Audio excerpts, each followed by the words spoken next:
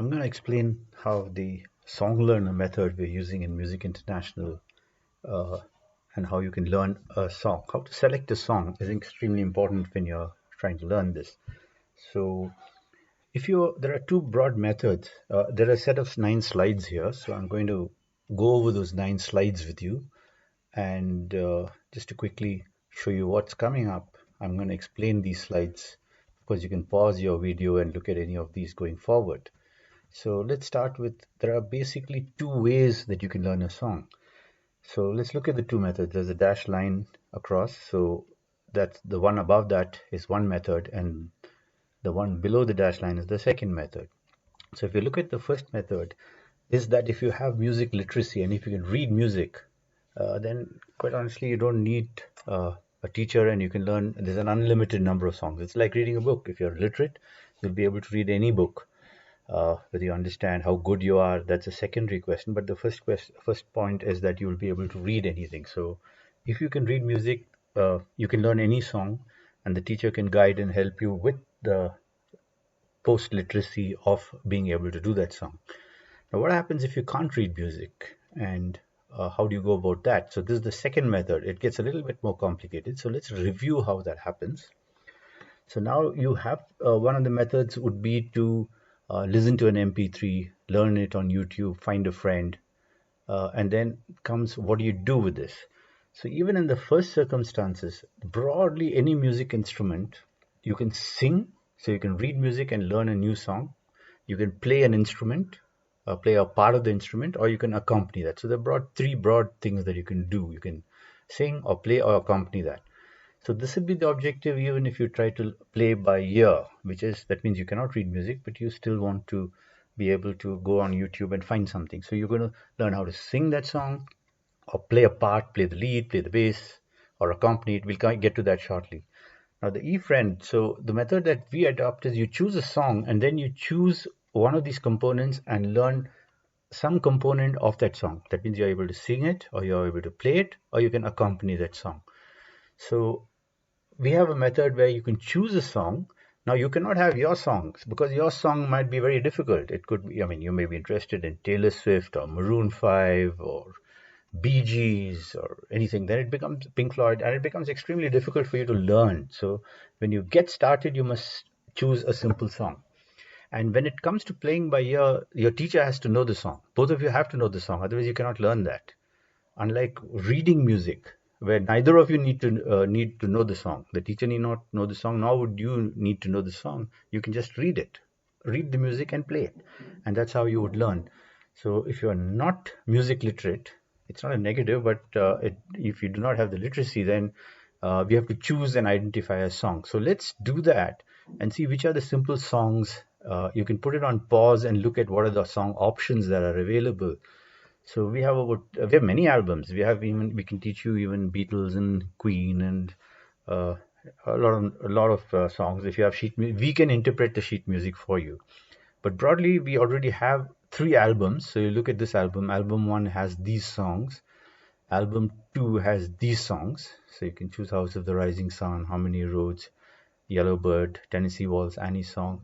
It has to be one of them because it's simple, it's understandable, and we can teach you components of what you have to do. This is the album 2, and the album 3 has these songs. So you can pause your video to look at uh, what's the list and choose one song.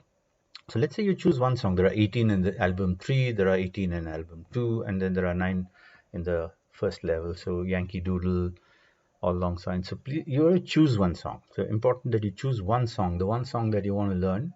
So for the moment, you're not limited to these 30 odd songs. You can choose from many, many more, but choose this to start with, especially if you're a beginner. So let's assume that you've chosen something like from the list 2, you would like to do uh, Oh Susanna, for example. It's a very popular song. Now you have to know what that means. What does that D mean? What does that 4x4 timing mean? And how are you going to do what you're going to do with it? So I'm going to keep Oh Susanna as a reference point going back. So now let's say we have decided we're going to learn Oh Susanna. So so going back to this, there are certain components of this which you have to learn. So you may decide I want to sing Oh Susanna, or you might say I want to play it on my recorder or my guitar, on my keyboard, whatever instrument, on my saxophone. Or if you're a guitar player, you'd say, I'd like to play chords for it and rhythm and accompany. So you'd either want to sing, or you want to be able to play, or you'd like to accompany. So broadly, let's go forward and look at how that breaks up in a band. So let's say we were doing O Susanna. So if you're a piano player, you'd play the tune on the right hand. So the piano, that orange box says right hand. So you'd play the tune on the right hand.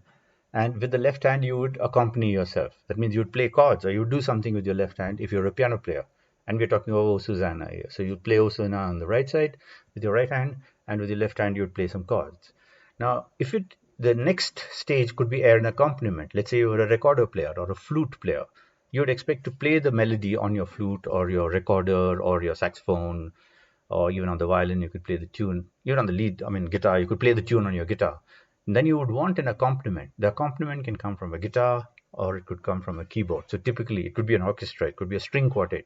So the accompaniment is given either by the left hand or of the piano, or the piano could play a total accompaniment, and the tune is being played by a recorder or a flute, like I said, a clarinet, any air, tune, or melody instrument.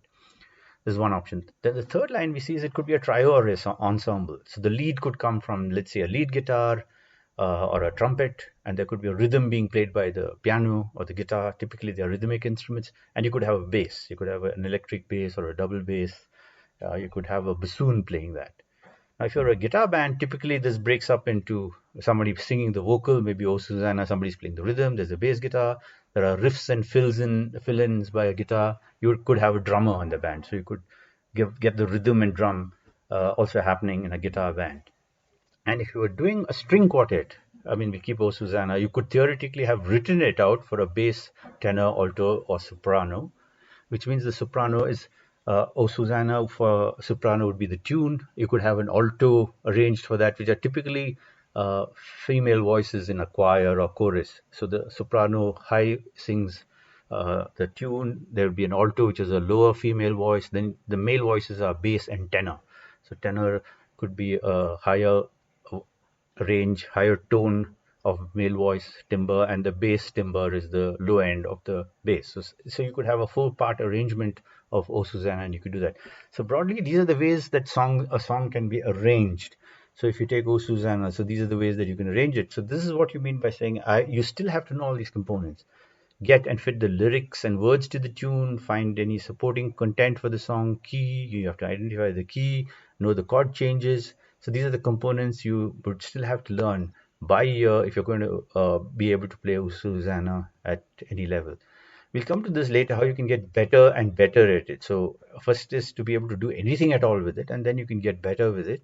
So that becomes an improvement on where you go. So the improvement can happen because of this. There is a tempo to O Susanna, there are dynamics, there's a timbre. It's a style or genre typically, and it is a country folk song, but it could be played in reggae style, it could be played as a rap song, it could be played in any style or genre. So when you start thinking about it, you would have skills to play the song, you would need writing, comments. These are the higher level order of understanding and learning a song more effectively and making it better going forward. So having chosen the song, you would now, when you come into our song learner accompaniment, having chosen O Susanna from here, you would have to click on that within our Music International subscription, and you would have these 3 options. The 3 options being that it'll play the tune for you, or it'll play the accompaniment for you. So if you choose to play the accompaniment, you let the accompaniment keep looping back, and you learn to play the tune with it. So we'll show you how we can do that. You can play O Susanna, the tune on your instrument, and the accompaniment will come from the subscription and the Music International computer digital remote system. Alternately, you can decide to play the chords. So also, in which case, the O Susanna tune will keep playing again and again in the key of D, 2/4/4 time, and you would learn how to accompany that. O Susanna, the chords and keys and everything that goes with it. We'll show you in a different video how that's done. Song by song, we'll show you that.